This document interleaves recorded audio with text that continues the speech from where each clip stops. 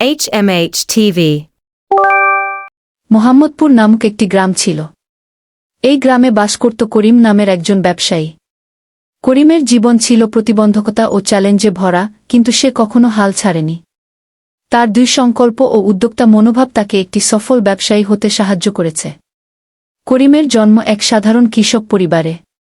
তার বাবা ছিলেন গ্রামের ছোট কৃষক, আর মা ছিলেন গৃহিণী। তাদের জীবনযাপন খুবই সীমিত ছিল, কিন্তু করিমের বাবা-মা সবসময় তাকে পড়াশোনার জন্য উৎসাহিত করতেন। করিমের ছোটবেলা থেকেই ব্যবসার প্রতি আগ্রহ ছিল। বন্ধুদের সাথে খেলা করতে গিয়ে সে প্রায়ই বাজারের দোকানদারদের সান্নিধ্যে এসে তাদের ব্যবসা করতে দেখত। করিম যখন 10 বছরের হল, তখন সে নিজে একটি ক্ষুদ্র ব্যবসা শুরু করার চিন্তা করতে থাকে। একদিন সে তার মায়ের কাছ থেকে কিছু টাকা জোগাড় করে বাজার থেকে বিভিন্ন রকমের মিষ্টি এবং পাড়া বিনিয়োগ করে। সে ওই মিষ্টিগুলো কাজ থেকে ফিরে এসে বাড়ির পাশের জায়গায় বিক্রি করতে শুরু করে। এটি ছিল তার প্রথম উদ্যোগ। ছোট বয়সে সে নিজের পুঁজির উপর ভিত্তি করে কিছু একটা করতে পেরে খুবই আনন্দিত ছিল। সেই সময়ের মনে করতে করিমের হাসি উঠে আসত। ব্যবসাটি ভালো চলছিল এবং গ্রামের কিছু মানুষ তার মিষ্টির স্বাদ পছন্দ করেছিল। গ্রামের প্রতিটি বিপরীতে করিমের মিষ্টি বিক্রি হতো।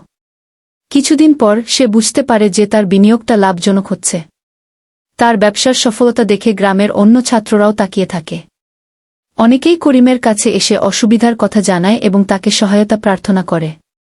বাংলার ঐতিহ্যের অংশ হিসেবে গ্রীষ্মকালে গ্রামে অন্য ব্যবসার দিনে করিমের পরিবারের মিষ্টির দোকান উঠে আসত। সে ধীরে ধীরে তার ব্যবসার আরও বেশি উন্নতি করতে চায়।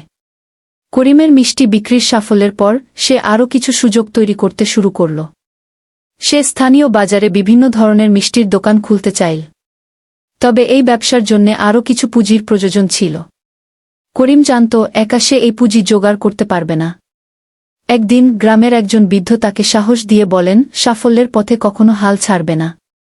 সঠিক পরিকল্পনা ব্যতীত কিছু সম্ভব নয়। কি এই কথাগুলো করিমের মনে গেঁথে গেল। সে ঠিক করে নতুন ব্যবসার পরিকল্পনা করবেন এবং অনেক ব্যবসায়ীর সাহায্য চাইবে। গ্রাম থেকে শহরে যাওয়ার জন্য করিম একটি পরিকল্পনা করল। সে শহরে গিয়ে কিছু ব্যবসায়ীর সঙ্গে যোগাযোগ করতে চাইল। সেখানে গিয়ে সে কিছু জ্ঞান লাভ করল এবং শহরের বাজারের কিছু কঠিন অবস্থার শিকার হল। কিন্তু করিম ভেঙে পড়ল না। নতুন নতুন কিছু বিক্রয় কৌশল শিখল। সে শহরের কিছু স্থানীয় ব্যবসায়ীদের সঙ্গে যোগাযোগ করে।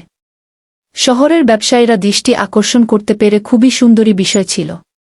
তাদের কাছে সবকিছু শিখে নতুন পরিকল্পনা হাতে নিল। গ্রামে ফিরে এসে করিম নতুন আর একটি ব্যবসা শুরু করার চিন্তা করতে লাগল। তার পরিকল্পনা ছিল বাজারে একটি সুস্বাদু মিষ্টির দোকান খুলবে, যেখানে বিভিন্ন ধরনের মিষ্টি, পাউরুটি ও কেক উৎপাদন হবে। তিনি নিজের তৈরি কিছু মিষ্টির ধারণা নিয়ে সেটার পরিকল্পনা শুরু করলেন। এই উদ্যোগটা সহজ ছিল না, কারণ নতুন এবং পুরাতন ব্যবসায়ীদের মধ্যে বিনিয়োগের জন্য অনেক প্রতিযোগিতা ছিল। তবে করিম তার অভিজ্ঞতা ও নতুন ধারণাগুলি ব্যবহার করে প্রতিটি চ্যালেঞ্জের মুখোমুখি হতো। মিষ্টির দোকানটির যাত্রা শুরু হওয়ার পর প্রথম কয়েক মাস ব্যবসা খুবই ধীরগতিতে চলল। করিম হতাশ হয়েছিল, কিন্তু সে জানত প্রতিটি সফল ব্যবসায়ের পেছনে কতটা কঠোর পরিশ্রম থাকে। সে দৃঢ় সংকল্প নিয়ে মিষ্টির দোকানের গ্রাহকদের সন্তুষ্টি অর্জনের বিভিন্ন কার্যক্রম নিয়ে কাজ করতে লাগল। গ্রামের লোকেদের মধ্যে তার ছড়িয়ে পড়া ব্র্যান্ড উন্নয়ন করে এবং নতুন নতুন মিষ্টির তৈরি শুরু করে। এরপর ধীরে ধীরে করিমের দোকানে গ্রাহকদের ভিড় বাড়তে শুরু করে। কিছুদিন পর করিমের মিষ্টির দোকানের সার্থকতায় কখনো কখনো সমস্যাও ঘটেছে। সেই সময়ে গ্রামে একটি দুর্ভিক্ষ দেখা দিল। বাজারে সব পণ্যের দাম বেড়ে গেল। এই পরিস্থিতিতে অনেক ব্যবসায়ী বিপর্যস্ত হয়ে পড়ল। করিমও হতাশ হতে লাগলেন, কিন্তু তিনি জানতেন যে এই সময়টাকে মোকাবেলা করতে হবে। এ সময় তিনি বিনিয়োগ না করেই মানুষকে সাহায্য করতে চেষ্টা করলেন। গ্রামের মানুষের প্রতি অনেক সহানুভূতি থাকার কারণে তাদের খাবারের ডেলিভারি দিতে লাগলেন। গ্রামের লোকেরা তাকে সহযোগিতা করার জন্য তাদের গ্রন্থিরহিত আবশ্যকতা মনে করে করিমকে ধন্যবাদ দিত। আমাদের মিষ্টি ব্যবসায় গুরুতর সমস্যা মোকাবেলার পর করিম আবার নতুন পরিকল্পনা নিয়ে কাজ করলেন। তিনি মূল্যবান সময়ের প্রয়োগ করে বাজারের ক্রেতাদের সাথে যোগাযোগ রেখেছিলেন। করিম জানতেন যদি মানুষ তার ব্যবসাকে ভালোবাসে, তবে ব্যবসাটি ধীরে ধীরে আবার ফিরে আসবে। একটি ছোট বাজারে নতুনভাবে শুরু করা মিষ্টি প্রতিষ্ঠানের ফ্র্যাঞ্চাইজ দরকারি হতে যাচ্ছে। করিম সিদ্ধান্ত নিল, এখানে তার লক্ষ্যে থাকলে একটি বিশেষ সময় অতিক্রম করবে। দুর্ভিক্ষ পরবর্তী সময়ে গ্রামের অর্থনৈতিক অবস্থা ধীরে ধীরে স্বাভাবিক হতে শুরু করল। গ্রামীণ মানবসম্পদের উন্নতির জন্য করিম দোকানের সাফল্য পেয়ে দীর্ঘমেয়াদী পরিকল্পনা করতে শুরু করলেন। গ্রামের যুবকদের কাজের সুযোগ সৃষ্টি করতে চান, তাই করিম যেহেতু সফল হয়েছেন, তার সহযোগী হতে অনেক লোক আসতে লাগল। কিছু বছরের মধ্যেই করিমের মিষ্টির দোকান গ্রামে বিখ্যাত হয়ে যায়। গ্রামের মানুষদের মধ্যে সঙ্গে করে ব্যবসার প্রবণতা ফিরে আসে।